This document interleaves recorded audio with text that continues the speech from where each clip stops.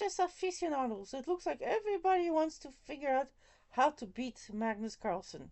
Well, previously you'd have to have all your seconds, help you, and figure this out. But now we have engines like ChatGPT. Now this is a random. I'm using a website that puts two random of these LLMs together, so I don't know which one provided this information because it's a random.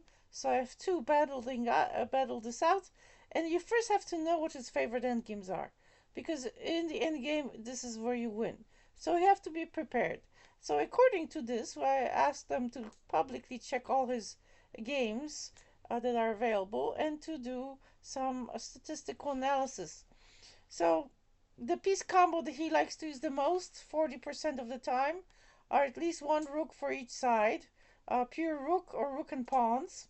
Then his next is a rook plus minor piece versus rook and minor piece, like rook and a bishop versus rook and a knight, which is 11%.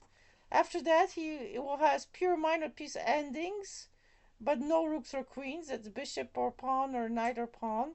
That's almost 10% or 9.8. Then he has queenless double rook endings, which is 11.9%. Then he has queen plus minor piece versus queen, like queen versus and bishop or queen versus knight. That's 7.4. Pure queen endings, only queens and pawns, 4.3%. Or imbalanced exotic material like rook versus queen, two minor pieces versus rook, which is 15%.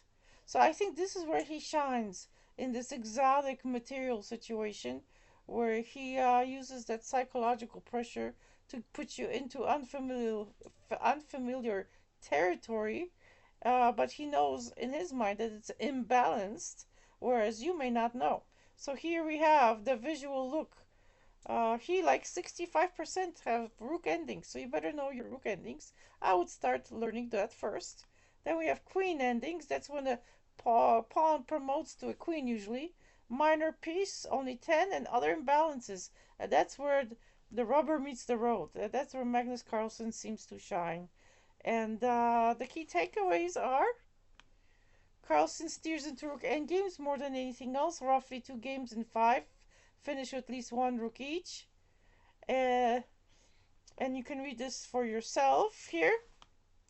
Why not more queen endings, for example? Well, queen endings are sharp and calculation heavy.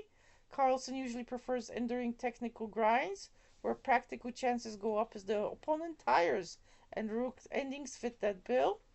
Caveats and how you can, well, this is how you can wrap it. The bottom line is he likes the rook endgame. And so yeah, what do you think about this explanation? Have you tried to do this yourself?